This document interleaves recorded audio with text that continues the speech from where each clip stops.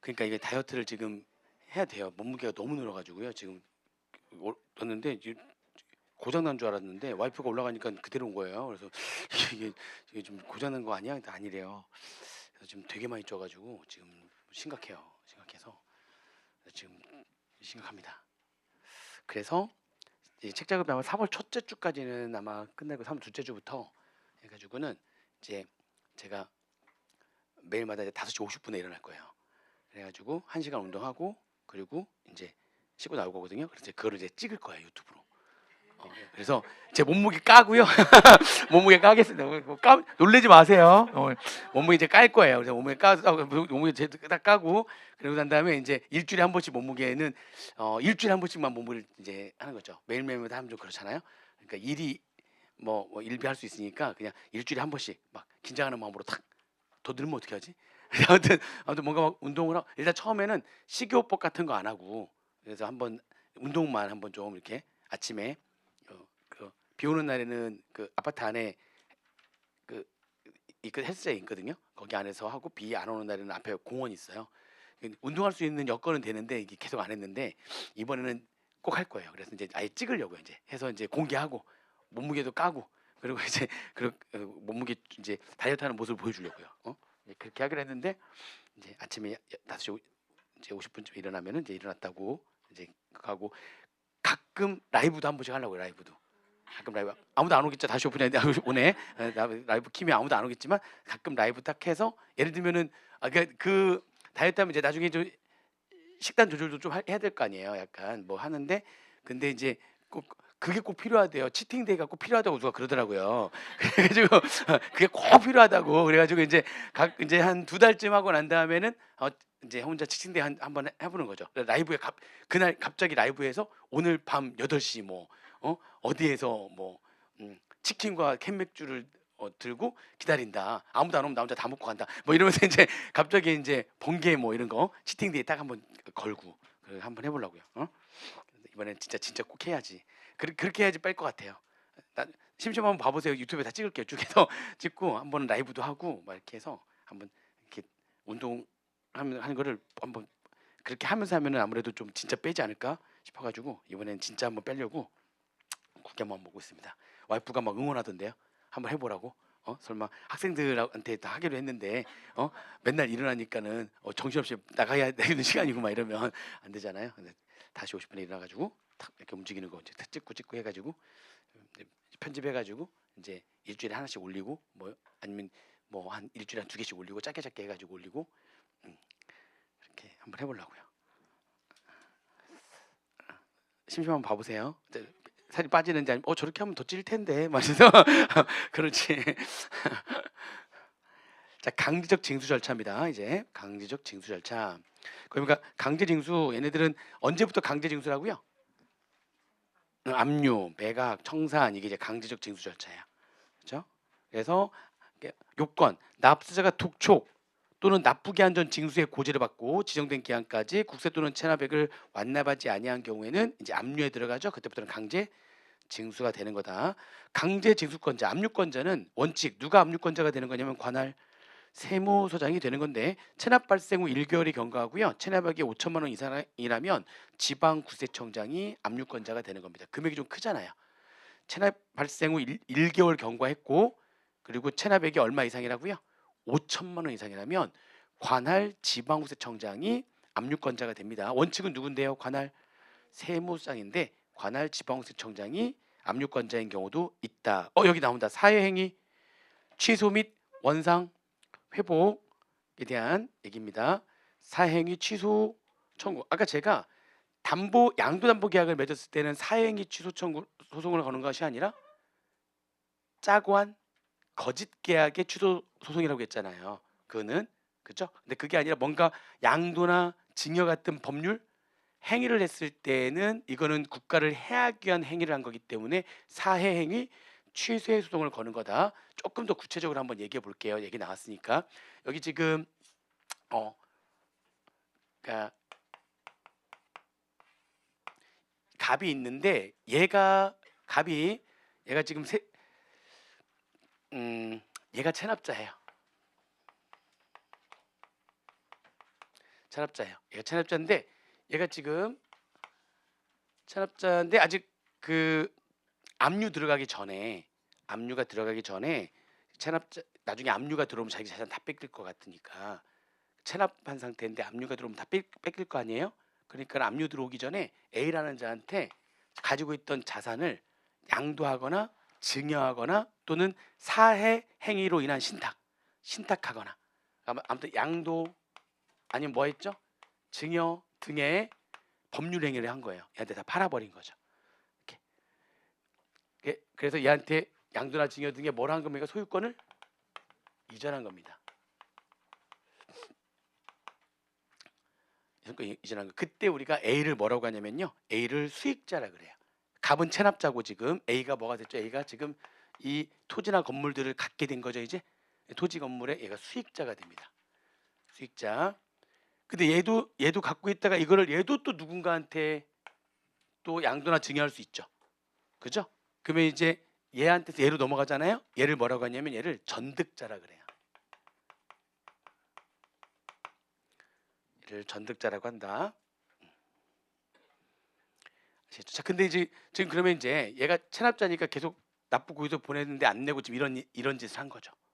독촉장 보냈는데도 당연히 못 내죠. 그러니까 안 내고. 그럼 이제 뭐가 들어가야 되는 거죠? 얘한테 지금 얘한테 지금 세무서에서 압류를 하려고 딱 봤더니 아무것도 없어. 다 뭐 해버렸어요. 지금 압류 들어가기 전에 다 양도 증여 이 소유권 이전 등의 법률 행위를 해버린 거거든.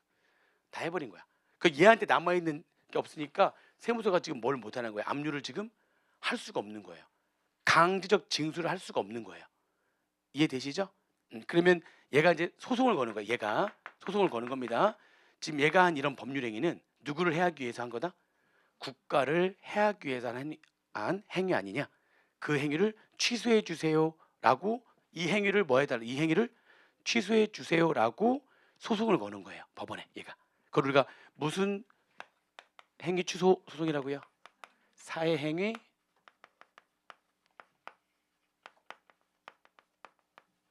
취소 소송이라고 한다. 자, 그러면 우리가 소송을 걸게 되면은요. 그러면은 이게 누구를 상대로 해가지고 소송을 거는 이것도 문제 나와요. 누구를 상대로 해서 소송을 거는 거냐? 지금 얘를 상대로 하는 거냐? 얘를 상대로 하는 거냐? 얘를 상대로 하는 거냐? 얘가 소송을 걸 때는 상대가 누구냐면요. 상대가 수익자와 전득자를 상대로 하는 거예요. 체납자를 상대로 사행위 취소 소송을 한다. 틀린 문구로 나올 수가 있습니다. 아시겠죠? 국가가 누구를 상대로 해서 사행위 취소 소송을 건다고요? 수익자와 전득자, 체납자가 아니에요. 그죠? 얘네들을 상대로 해가지고 사행위 취소의 소송을 거는 겁니다. 이렇게. 그럼 사행위 취소 소송을 걸려면 요건이 충족이 좀 돼야 되는 건데요. 첫 번째 요건, 체납자가 재산권을 목적으로 한 법률이 즉 양도나 증여나 사회 신탁을 해야 된다. 양도 증여 등을 해야 된다. 첫 번째. 두 번째, 체납자가 해당 재산 이외에 변제 자력이 없어야 돼. 무슨 말이냐면 이거 양도나 증여한 거 말고도 재산이 많아요. 그럼 그걸로 압류하면 되잖아. 그냥 다른 자산이 많으면 압류하면 되는데 이거 말고는 없는 거야. 그걸 우리가 무슨 자력이 없다고요? 변제할 자력이 없다고요. 변제 자력이 없는 거 얘가 지금 다 팔아버렸어요. 다 증여하거나 그렇게 한 거죠. 그리고 마지막 세 번째가 중요한데요. 그러면 이런 행위를 하면은 그러면 얘가 압류를 못 하잖아요. 국가를 해하게 될 것이라고 하는 것을 체납자, 수익자, 전득자가 전부 다 알고 있어야 돼요. 우리가 뭔가 잘못된 건데 그걸 알고서 하면 뭐가 있다고 하는 거죠? 그렇죠. 악의가 있어야 돼요. 얘네들 전부 다 뭐가 있어야 되는 거예요? 악의. 알고서 이게 국가를 해하는 행위다라고 하는 걸 알고서 하는 거래해야지만 돼. 셋 다 악의가 있어야 돼요.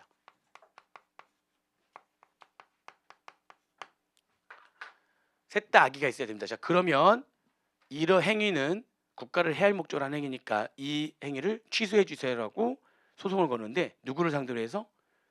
수익자와 전득자를 상대로 해가지고 소송을 거는데 이걸 우리가 사회행위 취소의 소송이라고 한다. 아시겠죠? 이제 그렇게 보시면 돼요. 그래서 그 밑에 나온 절차, 세무공무원이 누구를 상대로 민사소송을 제기한다고요? 수익자와 전득자를 상대로 민사소송을 제기합니다. 웬만하면 누가 이겨요? 예, 국가가 이깁니다. 그래서 사회행위 취소의 소송에서 국가가 승소하면 재산권을 목적으로 한 이 법률 행위가 뭐가 돼버려요. 이제 이런 양도나 증여 행위가 다 취소가 되는 거니까 취소가 된다는 얘기는 이제 그 양도 증여했던 그 재산이 이렇게 취소되니까 누구한테 돌아오는 거예요. 이제 갑한테 돌아오잖아요. 갑한테 돌아오면 이제 세무서가 뭐 할 수 있는 거예요. 이제 그죠? 압류가 가능하게 되는 거죠. 근데 이 절차는 당연히 국가가 거의 대부분 이겨요. 근데 시간이 좀 어떻게 되겠다. 시간이 좀 오래 걸리겠다. 굉장히 국가를 귀찮게 하는 거죠. 그러니까 시간이 좀 오래 걸리겠다. 이걸 우리가 사회행위 취소 및 원상 회복이라고 한다. 그 다음에 이제 가압류 가처분에 대한 효력 해가지고요. 관할 세무장은 재판상 가압류 또는 가처분된 재산이 있는 거 미리 그러니까 압류하기 전에 국가에서 압류를 하기 전에 어떤 실무상 다른 거래처하고의 거래로 인해 가지고 얘가 가지고 있던 토지나 건물이 이미 가압류되어 있거나 가처분되어 있는 상태인 거예요. 근데 이 가압류되거나 가처분되어 있는 토지 건물을 이제 국가에서 뭐 하려고 하는 거죠? 강제 징수하려고 하는 거예요. 그러면 강제 징수할 수 있느냐? 누가 이미 가압류나 가처분한 건데 가압류나 가처분은 아직 압류나 처분된 건 아니에요. 압류나 처분된 건 아닙니다. 다른 함부로 처분하지 못하게 미리 걔네들이 가짜로 압류하거나 가짜로 지금 처분한 거예요. 처분하고 좀 갖고 있는 거지. 그래서 가압류 가처분한 거지 진짜 압류하거나 진짜 처분한 건 아니기 때문에 아무리 가압류나 가처분되어 있는 재산이라 할지라도 강제 집행에는 영향을 미치지 못해요. 즉 다시 말하면 국가에서 압류하려면 압류할 수 있어요, 없어요? 압류할 수 있어요. 아시겠죠? 그래서 가압류나 가처분 재산이 강제 징수의 대상인 경우에 그때도 국세징수법에 따른 뭐를 한다고요? 강제 징수를 하는 겁니다. 가압류 가처분은 강제 징수의 집행에 전혀 영향을 미치지 않아요. 진짜 압류한 건 아니기 때문에 아시겠죠? 그렇게 보시면 되고요. 그 다음에 합병이나 상속 시에 승계의 효력. 지금 강제 징수를 시작했어. 압류를 시작하는데 압류하는 중에 압류하고 매각하고 이런 과정에서 체납자가 사망한 거예요. 체납자가 사망한 거예요. 이해되시죠? 무슨 말인지? 그러면 압류 강제 집행을 멈추느냐 또는 B라고 하는 법인이 지금 세금 안 내가지고 압류하고 매각하려고 하는 중인데 압류 중 또 매각 중인데 얘가 다른 법인에 합병돼 버린 거예요. 소멸해 버린 거죠. 그러면은 멈추는 거예요. 그게 아니라 얘는 누가 그 내용을 잘 보세요. 보시면은 체납자의 재산에 대해서 강제 징수를 시작한 후에 체납자가 사망했거나 체납자인 법인이 합병으로 소멸된 경우에도 그 재산에 대한 강제 징수는 계속 진행해야 된다. 멈추지 않는다. 멈추지 않는다. 자, 그때는 어떻게 되냐면 그때는 체납자가 사망한 걸 가정한다면 체납자 명의의 재산에 대해서 한 압류는 누구한테 한 것으로 본다. 그 재산이 다 누구한테 넘어갔죠 이제? 상속인한테로 넘어갔을 거 아니에요? 그러면 상속인한테 한 것으로 본다. 별도로 상속인한테 별도로 다시 또 들어가는 게 아니라 이미 체납처분 강제 집행에 들어간 재산은 이미 누구한테 한 것으로 봐버리는 거예요. 상속인한테 강제 집행한 것으로 그냥 봐버리는 겁니다. 그렇죠? 그렇게 보시면 됩니다. 그 다음에 제3자 소유권 주자. 자, 이것도 그림으로 좀 정리를 한번 해볼게요.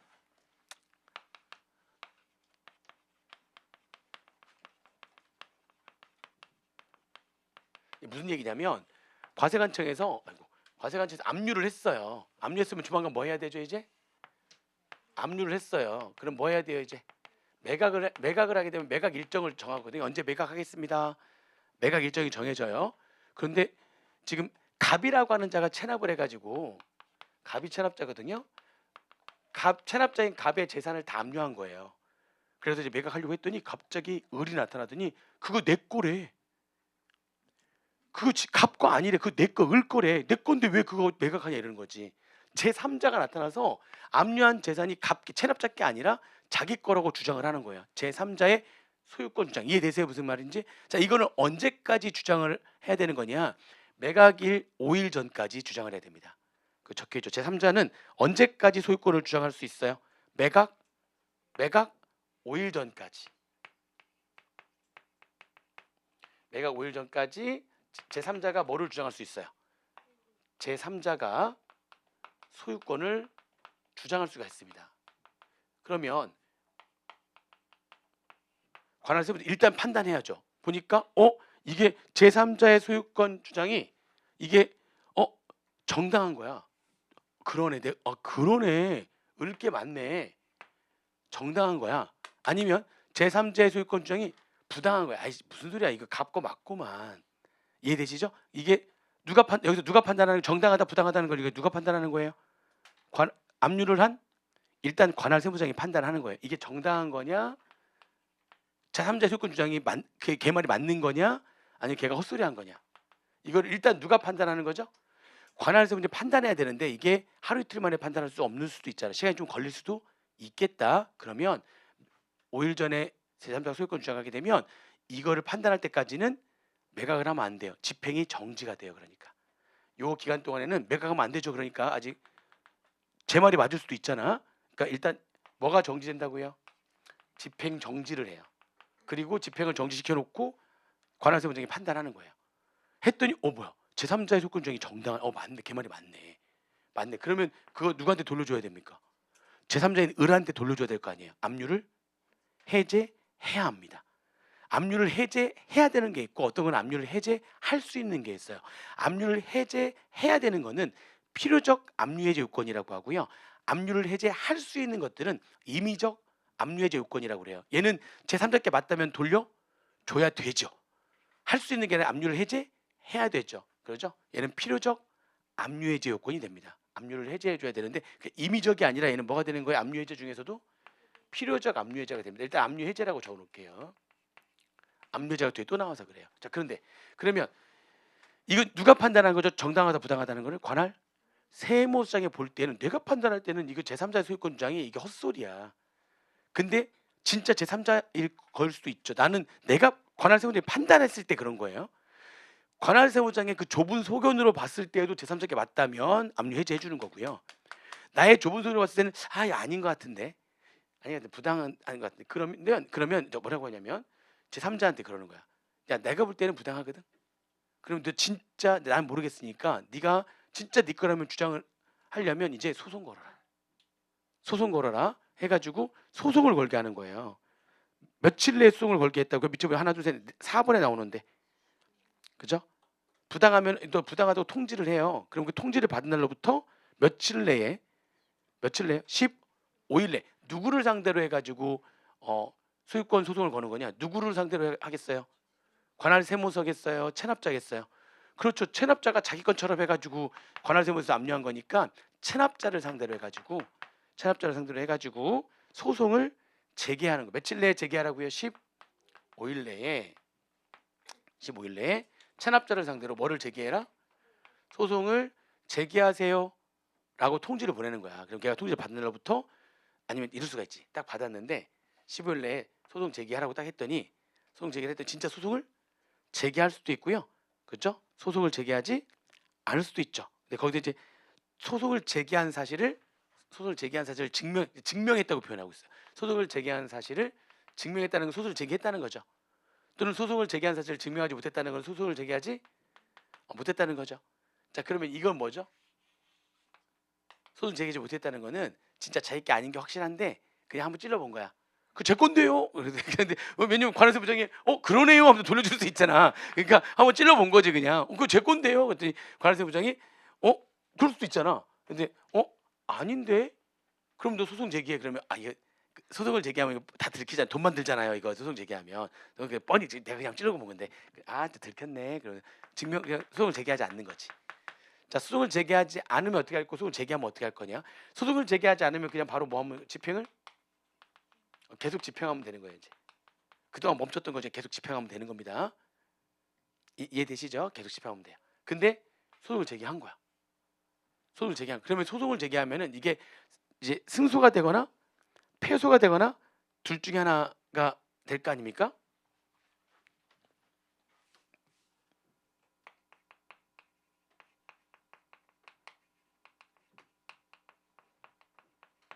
증명을 했다는 건 지금 소송을 제기했다는 거잖아요. 그럼 소송을 제기하게 되면 뭐 하거나 되는 거예요. 소송을 제기하게 되면은 승소를 하거나 아니면 패소하거나 둘 중에 하나 되겠죠. 누가 승소하거나 누구 입장에서 보는 거죠? 우리가 제 3자에서 입장에서 법원에서 이런저런 자료를 가지고 판단했더니 제 3자께 받는 거야. 승소했어요. 그럼 당연히 바로 뭐 해주는 거죠? 압류 해제를 해줘야죠. 필요적 압류 해제 요건, 압류 해제를 해줘야지만 되는 거고요. 패소했다는 거는 누구 제3자께 아니라는 거잖아요. 그러면 역시 강제 집행을 계속하면 되는 겁니다. 흐름이 이렇게 움직이는 거예요. 자, 제3자의 소유권주장은 언제까지 해야 되는 거예요? 매각 5일 전까지 제3자가 소유권 주장을 하는 겁니다. 매각 5일 전까지 하는 거고요. 근데 그때 이게 관할세무적인 판단을 좀 해야 되는 거니까 일정 기간 집행 경제하고 정당한지 부당한지 따져보고. 이 흐름 이해되시죠? 이렇게 정리하시면 됩니다. 그게 거기 말로 쭉 나와 있는 거예요. 일단 소송을 제기하면 소송을 제기하는 순간 10일 동안 소송을 제기했잖아요. 그럼 이때도 또 뭐가 되겠어요? 집행이 정지가 되겠죠. 당연히. 이때도 집행정지되고 이때도 집행정지가 되겠죠. 그다음에 그 밑에 있는 뭐 인지세, 등록물세 면제, 그러니까 그건 안 보셔도 됩니다. 그렇죠? 수입 물품에 대한 강제징수 위탁, 고액 상습 체납자인데 얘가 물건을 막 수입하는 거예요. 고액 뭐죠? 체납일로부터 1년이 지났고 체납액이 2억 이상인 자인데 얘가 여러 가지 물품들을 막 수입하는 거죠. 수입하는 겁니다. 그러면 그거는 누구한테 위탁을 할 수가 있냐면 그 강제 징수, 압류할 수 있는 어디서 제일 압류하기 편하죠? 그렇죠. 세관을 통과해야 되는데 세관자한테 위탁하면 바로 압류해 버리잖아요. 걔가 바로 압류할 수가 있잖아요. 그죠? 그래서 강제 징수 권한을 누구에게 위탁할 수 있다? 세관장한테 위탁할 수 있다 보시면 되고요. 근데 강제 징수의 인계에 대한 얘기인데 관할세무장은 체납자가 관할구역 밖에 거주하거나 압류할 재산이 관할구역 밖에 있는 경우에 체납자의 거주지 또는 압류할 재산의 수재지를 관할하는 세무장한테 강제징수를 인수인계할 수가 있다. 내가 원래 강제징수, 압류권자는 관할세무장이 된다고 그랬잖아요. 관할세무 내가 압류하려고 딱 봤더니 얘가 내 관할구역 밖에서 거주하거나, 그죠? 아니면은 압류할 재산이 내 관할구역 밖에 있는 거예요. 그럼 그 관할 세무장한테 뭐 할 수 있다고 이렇게 인계할 수 있다. 압류권자로서의 지위를 인계할 수 있다는 겁니다. 당연한 거고요. 그다음에 여기서는 2번이 나올 만해요. 굳이 얘기한다면 2번이. 다만 압류할 재산이 뭐거나 채권이거나 체납자의 거주지 또는 압류 재산의 수혜지가 둘 이상의 세무서가 관할하는 구역의 경우에는 인계할 수 없다. 아무리 내 구역이 아닌 압류할 재산이 다른 구역에 있다 할지라도 그게 두 구역 이상에 있는 거야. 그러면은 어느 특정 한 구역에라면은 그쪽 세무서장한테 인계할 수 있는데 둘 이상이면 뭐 하지 않는다고요? 인계하지 할 수 없다. 그리고 뭐라면 압류 재산이 채권인 경우에도 인계할 수 없다. 그 두 가지의 경우에는 인계 안 하는 거예요. 그냥 내가 다 압류하는 겁니다. 내가 여전히 압류권자인 거예요. 그렇게 보시면 됩니다. 그건 보시면 되고 3번을 읽어보시면 되고요. 그다음에 이제 압류의 요건. 압류 요건은 독촉장 납부기한까지 납부하지 않으면 압류되는 거죠. 이게 가장 일반적인 압류죠. 두 번째, 이거 공부했다. 양도 담보권자가 물적 납세 의무에 대한 납세 고지서에 납부기한까지 납부하지 않으면 얘도 뭐 없이 독촉 절차 없이 바로 압류가 되죠. 납부기한 전 징수 고지서에 지정 납부기한까지 납부하지 않으면 이것도 독촉 절차 없이 바로 압류가 되는 거죠. 그리고 4번 여기서 보는 거죠. 확정 전 보존 압류. 확정 전 보존 압류. 자, 이거 뭐냐면은 확정 전 보존 압류는 지금 아직 납세 의무가 확정이 안 된 거예요. 즉 아직 뭐가 안 되냐면 납부 고지가 아직 안 된 거예요. 납부 고지가 되면 확정이 된 거죠. 납부 고지가 된 다음에 타 기관이 압류가 들어가면 납기 전 징수 고지의 사유가 발생한 거잖아요. 근데 그러면 납기 전 징수 고지를 보내면 되죠.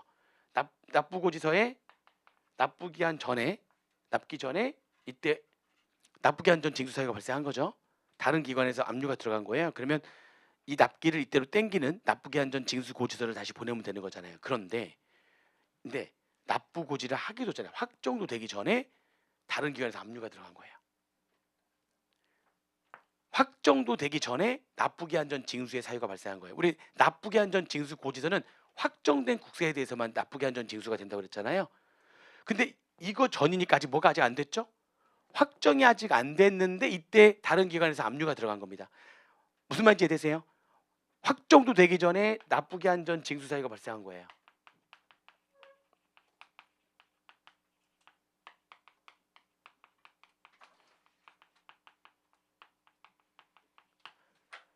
그러면 아직 확정이 안 됐으니까 정확히 세금이 얼마가 될지 모르잖아요.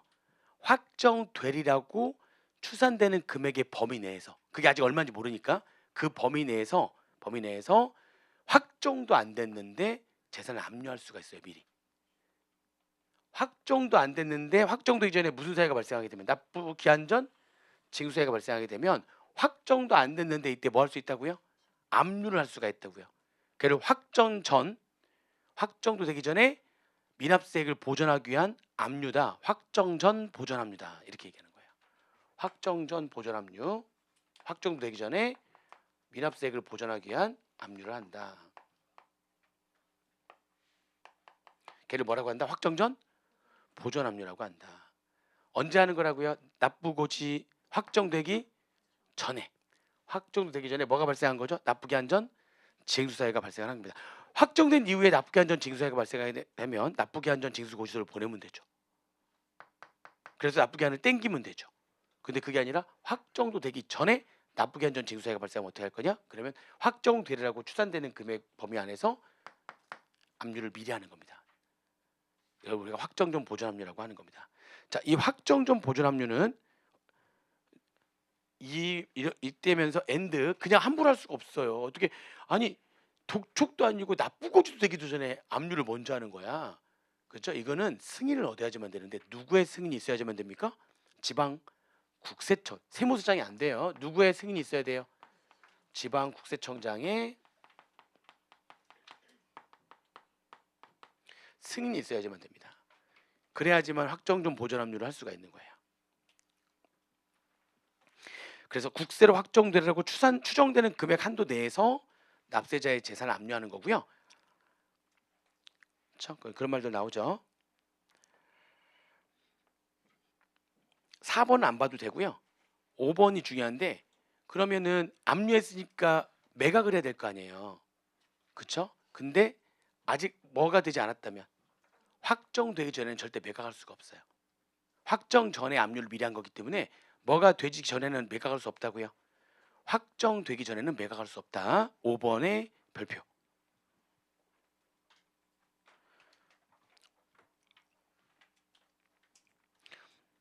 그다음 6번의 해제 사유. 압류를 받은 자가 납세 담보를 제공하면서 압류 해제, 확정적 보전 압류 해제를 요구하면 해제해줘야지만 돼요. 국가 입장에서는 납세 담보가 더 좋은 거거든요. 납세 담보를 제공하면서 압류 해제를 요구하면 압류 해제를 들어줘야지만 된다. 아시겠죠? 중요한 건 또 니은. 압류를 미리 압류했는데 몇 개월이 지날 때까지 아직 확정이 안 되는 거죠? 3개월이 지날 때까지 3개월 내에 국세가 확정되지 않은 경우에는 미리 보전 압류한 거 해제해서 돌려줘야 된다. 몇 개월 내에? 3개월 내에. 3개월 내에 국세를 확정하지 아니한 경우에는, 3개월 내에 확정을 하지 아니한 경우에는 바로 압류를 해제해야지만 돼. 그리고 압류를 해제해야지만 되는 거니까 이것도 필요적 압류 해제 요건 중에 하나입니다. 압류 해제를 해야지만 됩니다. 이게 확정 전 보전 압류에 대한 얘기예요. 아시겠죠? 요건이 있어요. 뭐 하기 전에? 확정 전에, 그죠? 뭐가 발생한 거죠? 납부기 한 전 징수사유가 발생을 한 겁니다. 그러면서 엔드 누구의 승인을 얻은 거죠? 지방 국세청장의 승인을 얻게 되면 확정도 되기 전에 채권세액을 보전하기 위한 압류를 할 수가 있는데, 그래서 확정 전 보전 압류라고 한다. 아시겠죠? 그래서 확정 전 보전 압류를 했는데 3개월 내에 확정이 안 됐어? 그럼 압류 해제 해줘야지만 되는 거고요. 그다음에 확정 전 보전 압류를 받은 자가 납세 담보를 제공하면서 압류 해제를 요구하게 되면 납세 담보의 가가 더 좋다니까요. 납세 담보 가름해가지고 압류 해제를 해주면 됩니다. 납세 담보를 더 좋아해요. 왜냐면 납세 담보는 기본적으로 얘가 납부해야 될 세액의 120%나 납세 담보를 제공해야 되는 거기 때문에 훨씬 더 여유가 있다니까요. 국가 입장에서는 또 좋아해요. 자, 그다음에 초과 압류 금지 원칙. 징수하기 위해서 필요한 재산 외의 재산 압류할 수 없어. 그러면은 이게 압류할 수 없으면은 아까 우리가 압류를 막 하는데 그걸 매각하면은 초과 압류를 할 수 없다는 거는 매각해봤자 남은 금액이, 매각을 해봤자 남은 금액이 없는 거잖아요. 매각해봤자 남은 금액이 없어야 되는 거잖아요. 지금 무슨 말인지 되세요? 자, 그런데 초과압류를 할 수 없는 거니까. 초과압류를 할 수 없는 거니까. 그런데 이게 뭐라고 돼 있죠? 불과 분물. 딱 보니까 뭐죠? 나눌 분자예요. 나누는 게 불가한 물건이라는 거예요. 나눠지는 게 불가한 물건이라면 지금 내가 체납한세액이 10억인데 이 자산가액이 60억짜리야. 근데 체납한세액은 지금 10억이야. 근데 이게 만약에 나눠져서 팔리는 거라면 얼마치만 압류하면 되는 거예요. 여기서 12억치만 알면 120% 해가지고 12억 원어치 압류하면 되는 거죠. 예, 압류는 그냥 10억 원어치 압류하면 되는 거잖아요. 납세 담보는 12억 원어치가 되는 거고 압류는 10억 원어치만 압류하면 되는데 이게 그게 나눠져서 팔리는 게 아닌 거야. 어쩔 수 없이 전부 다 어떻게 할 수밖에 없어요. 그리고 초과압류 안 된다면서. 근데 이건 어쩔 수 없이 초과압류를 할 수밖에 없는 거죠. 이거 전부 다 압류할 수밖에 없는 거죠. 압류를 지금 체납한 세금 얼마밖에 없는데 10억밖에 없는데 이게 나눠지는 게 불가한 물건인 거예요. 불가 분물 발음이 좀 그런데 나눠지는 게 불가한 물건인 거예요. 그러면 어쩔 수 없이 초과해서 압류를 할 수밖에 없다. 압류해서 팔아가지고 금액이 많이 남을 거 아니에요. 그럼 다시 그건 돌려주면 되는 거죠. 그렇죠? 그렇게 하면 된다. 제3자 권리보호. 이게 압류할 때는 제3자가 가진 권리를 침해하지 않도록 해야 된다. 당연한 거고요. 압류조서. 세무공무원은 체납자의 재산을 압류하는 경우에 압류조서를 작성해야 된다. 그러니까 어떤 물건 어떻게 생겼고 어떤 물건이고 이거를 몇 개를 압류 이런 것들을 다 적어야 돼. 조서로 다 적어야 됩니다. 아시겠죠? 참가 압류는 조서 작성할 필요 없어요. 왜냐면 이미 누가 다 조서 작성해 놨어요. 그저 기압류권자가 이미 다 작성해 놨으니까 참가 압류하는 사람이 또 작성할 필요는 없어요. 넘겨보시면 수색. 이건 뭐냐면 세무공무원은 재산 압류를 위해서 체납자의 주거, 창고, 사무실 등을 수색할 수 있고 폐쇄된 문, 금고 또는 기구를 열게 하거나 직접 열 수 있다. 자력 집행권에 의한 강제성이 있다. 거기다 밑줄. 그래서 이게 압류 들어가거나 막 그러잖아요. 압류 들어가거나 막 그러는데 문이 잠겨져 있잖아요. 자, 여기 열어보시죠. 근데 거기 안에 진짜 뭐가 있는 거야. 다 거기 그 방에다 몰아놨거든. 그리고 열쇠 어떻게 했어요? 열쇠 화분 밑에 있으면 다 들키니까 열쇠 그냥 밖에 던져버렸단 말이야 지금. 던져버렸단 말이에요. 아무도 못 오게. 그러니까 뭐 열쇠가 없는데요. 뭐 하는데 그잖아요. 그러면은 바로 그냥 뭐 할 수 있는 거야. 강제성이 있어요. 그거를 열 수 있습니다. 그리고 난 다음에 그거 문 뽀개진 거 있잖아요. 그거 해가지고 5만 원 주고 갑니다. 진짜 그 문고리 다시 해야 되잖아. 그 가격 그대로 줘요. 그거 해서 5만 원 줍니다. 근데 이제 그 또 좀 빠개지고 뭐 해가지고 여기다 덧대 가지고 이제 해야 되거든요. 가끔씩 아파트 근데 거기에 아파트 문이 이 바뀔 수는 있잖아. 이게 이 도어락이 바뀔 수는 있는데 그게 약간 거기에 뭔가 덧대 가지고 뭔가 이렇게 한 거 있잖아. 그러면 그 약간 의심하셔도 누가 와서 한번 이거 빠겠나 보다. 이게 강제성이 있어요. 그래서 있습니다. 두 번째, 세무공무원은 다음에 어느 하나에 해당하는 경우에는 제3자의 주거 등을 수색할 수 있고 3자의 주거도 수색할 수 있어요. 3자. 왜냐면은 제3자가 체납자의 재산을 감췄다라고 인정되는 거지. 뭐 사실혼 관계에 있다든지 뭐 아니면 뭐 오랫동안 사귀었던 애인이라든지 그쪽 집도 수색할 수 있다는 거예요. 제3자가 체납자의 재산을 감추고 있다라고 판단되거나 인정되거나 그죠? 또는 실제로 지금 체납자의 재산을 보유하고 있는데 그러면은 걔한테 체납자 재산 가지고 있는 거 알고 있다. 가지고 오시죠. 그랬더니 걔를 인도나 이전을 거부하거나 그러면 제3자의 주거도 수색할 수가 있습니다. 3번. 이거 좀 웃긴 얘기인데 이런 수색은요. 해 뜰 때부터 해 질 때까지만 할 수 있어요. 해 지면 안 돼요. 이제 원칙은 그래요. 근데 해 지기 전에 이미 수색을 시작한 거는 마무리는 해야 되는 거죠. 해가 지기 전에 시작한 수색은 해가 진 후에도 계속할 수 있다. 시작을 했다면은 그것을 봐야 되니까 그런 거고요. 근데 내가 지금 수색해야 될 장소가 단란주점이야. 주로 불이 세상에 빛이 꺼져야 여기는 빛을 밝혀지는 데야. 그런 데는 낮에 가봤자 문이 언제나 잠겨져 있죠. 그렇죠? 해가 떨어진 다음에 문을 열죠. 거기는 어쩔 수가 없는 거죠. 그래서 그런 유흥주점이나 무도장이나 이런 데는 해가 진 후에도 영업 중이라면 수색을 시작할 수 있다. 그렇죠? 당연한 얘기들이 있으니까 쭉쭉 읽어보시고 이것도 문제 한번 나온 적이 있어요. 쭉쭉 읽어보시면 됩니다. 5번 세무공무원은 1 또는 2에 따라 수색을 했으나 압류할 재산이 없는 경우에는 수색조서를 작성하고요. 수색조서에 참여자와 함께 서명 날을 하는 겁니다. 다시 여기서 들어가 볼게요. 거기서 수색을 했는데 수색을 했어요. 압류할 재산이 있는 거예요. 수색을 했는데 그럼 뭐 하는 거죠? 압류를 해야죠. 압류를 하고 그때 무슨 조서를 작성하고요? 압류 조서를 작성하고요. 그렇죠. 근데 수색을 했는데 뭐 할 게 없어요? 압류할 재산이 없으면은 그러면 압류를 한 게 없잖아. 그럼 무슨 조서를 작성하고요? 수색 조서를 작성하고요. 거기 수색 조서에 참여한 참여자와 함께 서명 날인을 하는 겁니다. 서명 날인을 한다. 그다음에 6번도 나올 만한 문구인데 압류를 위해서 수색을 했는데 압류할 재산이 없어가지고 뭐를 작성했어요? 수색 조서를 작성했어요. 그럼 이것도 압류의 의사 표시는 한 거예요. 실제로 압류할 게 없어가지고 못한 거잖아요. 압류하러 가긴 갔잖아. 압류의 의사 표시는 한 거죠. 근데 가서 할 게 없어가지고 할 게 없네 가지고 여기는 뭐 할 게 없습니다라고 하는 뭐를 작성한 거죠? 수색 조서를 작성했어요. 그래도 뭐는 한 거다? 압류의 의사 표시는 한 거기 때문에 압류라고 하는 게 강제적 징수 절차 중에 징수를 한 거잖아요. 징수 절차를 진행한 거니까 국세 징수권 소멸시효가 뭐 되는 겁니까? 중단되는 겁니다. 징수권을 행사한 거니까. 징수권을 행사하게 되면 국세 징수권 소멸시효가 뭐 된다고 그랬어요? 중단된다 그랬죠. 왜냐하면 수색조서를 작성한 경우에도 무슨 의사표시를 한 거기 때문에 그렇다? 압류의 의사표시는 한 거기 때문에 그렇다. 나머지는 쭉 읽어보시면 되겠습니다. 나머지는 잘 안 나오고요. 거기 수색까지만 보시면 됩니다. 그 다음에 압류 대상 자산 및 압류 제한. 압류 대상 자산은요. 압류 당시 1번 체납자가 소유하는, 2번 국내 소재 재산 중, 3번 금전적 가치가 있고 양도가 가능한 재산이다. 아시겠죠? 누가 소유하고 있어요? 당연히 체납자가 소유하는 국외 자산 안 돼요. 국내 자산으로서 금전적 가치가 있고 양도가 가능한 재산이어야 된다. 아시겠죠? 그러면서 마지막 네 번째 밑에 나오는 압류 금지 재산 또는 압류 제한 급여 채권에 해당하지 않아야 된다. 아무리 국내 재산이라 할지라도 밑에 적혀있는 압류 금지 재산이라면 압류가 안 되는 겁니다. 아시겠죠? 자, 근데 압류 금지 재산은 뭐냐?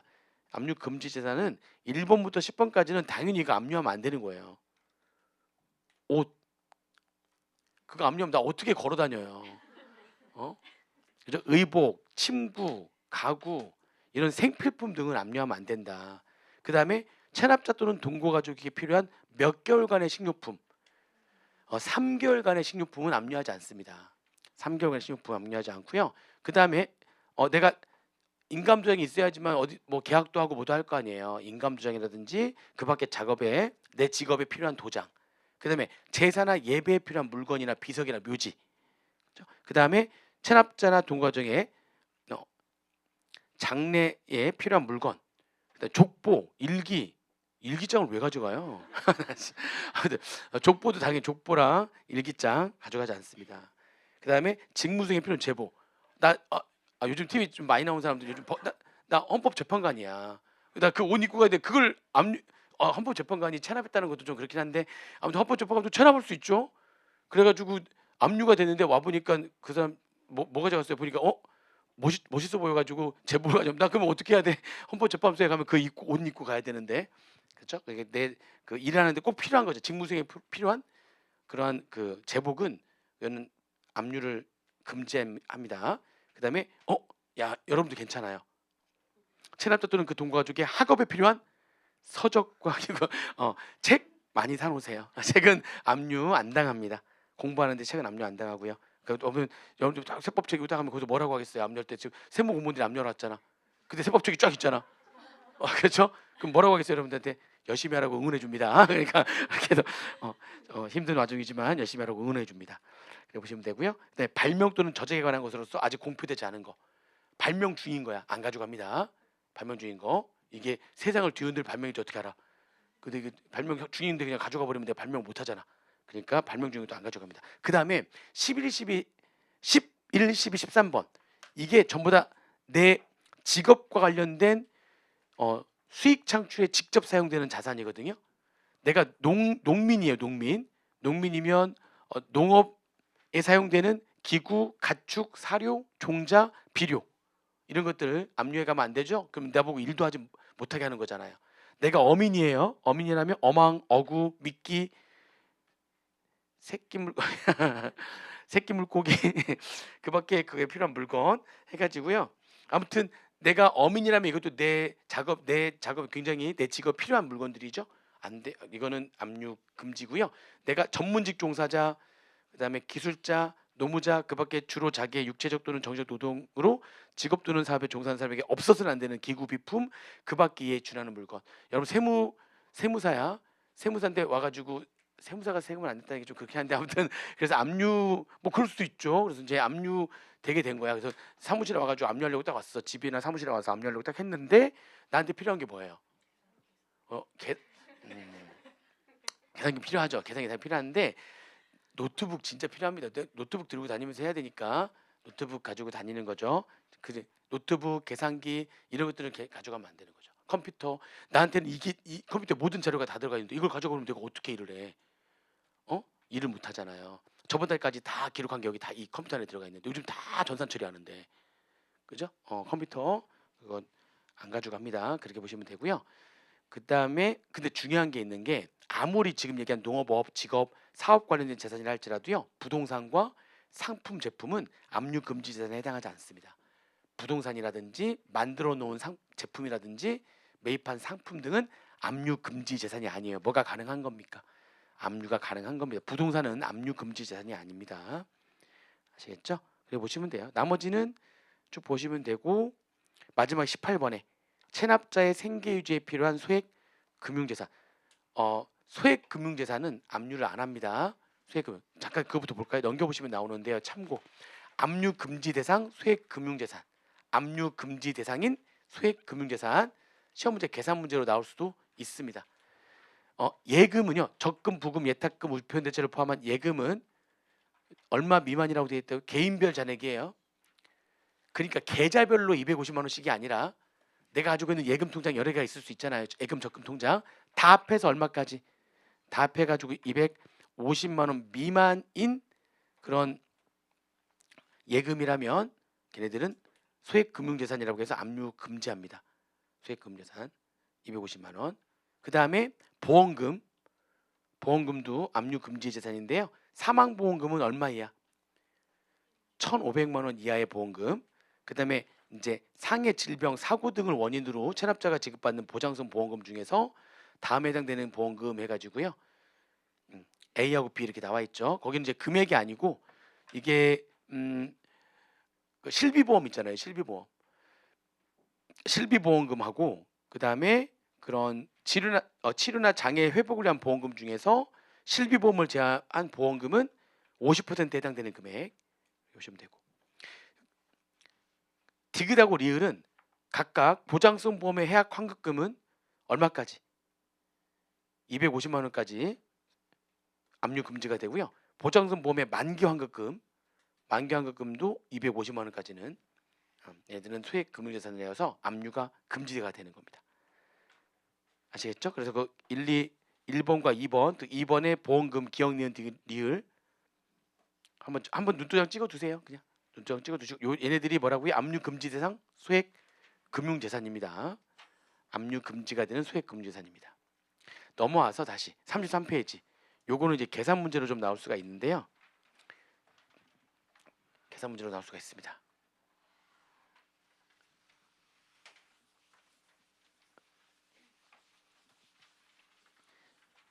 내 월급도 압류당해요. 월급. 매달 받는 월급 있죠? 매달 받는 월급을 압류를 걸어버려요. 그럼 나는 그게 나한테는 어떻게 보면 급여 채권이죠. 그 급여 채권. 그러면 압류가 딱 걸려버리는 순간 그냥 바로 압류가 걸려버리는 순간 누구한테 계속 가는 거죠? 지금 나한테 안 오고 여기 세무서로 계속 이렇게 가는 거예요. 그 내가 받아야 될 급여 채권이 압류의 대상이 되거든요. 이것도 금전적 가치가 있는 거기 때문에 압류 대상이 됩니다. 근데 다 가져가 버리면 내가 생활이 안 되잖아요. 그래서 이 급여 채권이라든지 퇴직급여 채권은 일정 금액까지는 압류를 금지하겠다 해가지고 급여 채권은 월급액 얼마를 압류 금지할 거냐? 급여 채권에 대해서 얼마를 압류 금지할 거냐? 월급액 총액이 제가 약간 다르게 적어볼게요. 좀 더 눈에 들어오게. 월급액 총액이 이게 얼마 이하라면 500만 원 이하라면 압류 금지 금액이 얼마냐? 압류 금지 금액이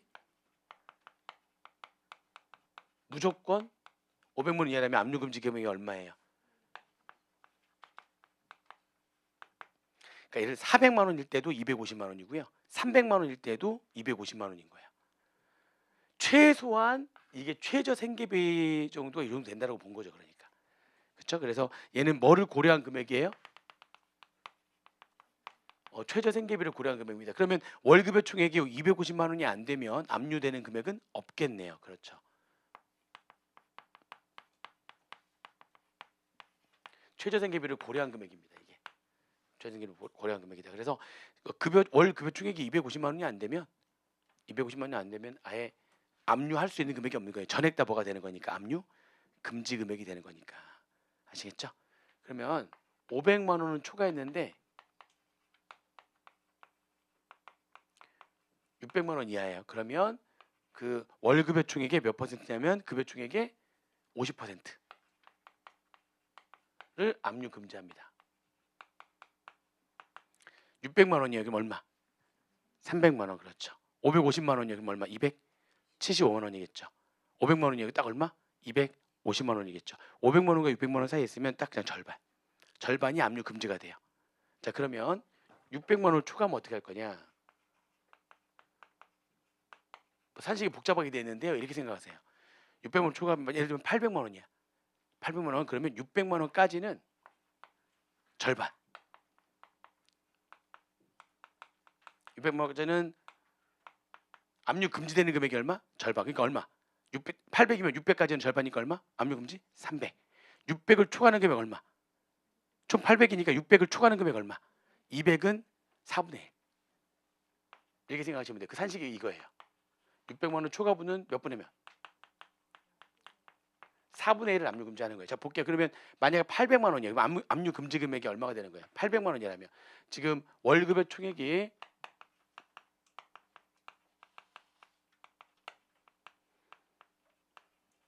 800만 원일 때 최대한 압류할 수 있는 금액이 있죠. 아이고. 최대 압류 금지가 아니라 최대로 압류할 수 있는 금액이 얼마냐?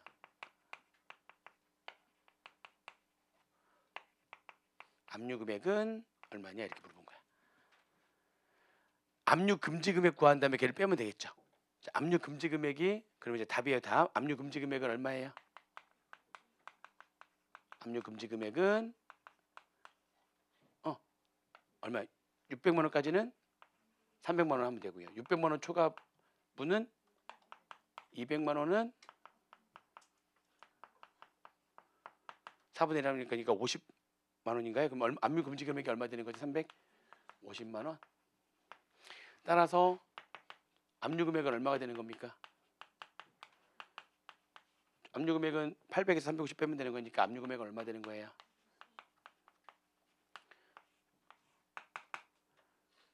이해되세요 지금? 이렇게 계산 문제로 나올 수 있습니다.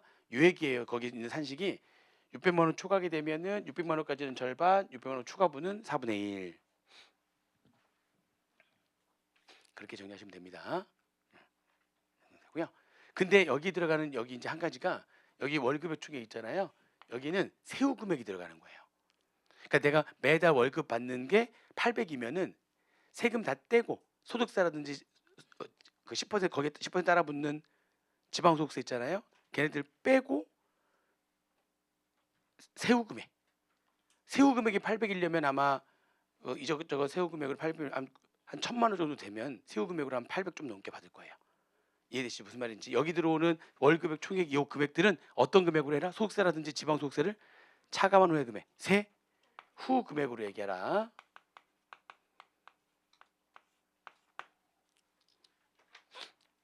자, 그러면 이게 급여채권은 근로소득 말고도 뭐가 있냐면 퇴직소득도 급여채권이거든요. 그러면은 그 퇴직소득, 퇴직금의 압류 제한, 퇴직금을 얼마만큼 압류 금지할 거냐?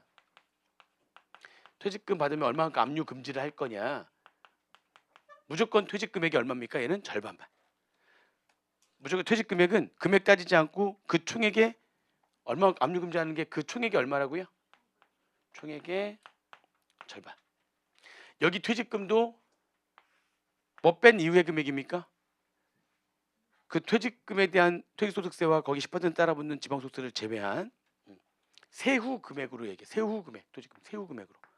여기 들어오는 월급의 총액도 세후 금액으로 다 이렇게 하시면 됩니다. 퇴직금은 그냥 무조건 2분의 1이에요. 대신 여기 들어가는 퇴직금은 어떤 금액으로 하는 거예요? 세후 금액으로. 세전 금액이 아니라 세금 다 뺀 나머지 금액으로 계산하면 된다. 계산 문제 출제 가능성이 있습니다. 특히 여기 계산 문제 출제 가능성이 있어요. 뭐 이렇게 많아요? 어처구니가 없네. 그래서 잠깐 쉴까요? 쉬었다가 내가 쉬어야 될 것 같아요. 지금 뭐 어질어질합니다. 최대한 더 한번 달려볼게요. 이제 뭘 자꾸 세요. 그래서 뒤에 촉촉 달릴 수 있어요. 최대한 달려보겠습니다. 잠깐 쉬었다가 하겠습니다.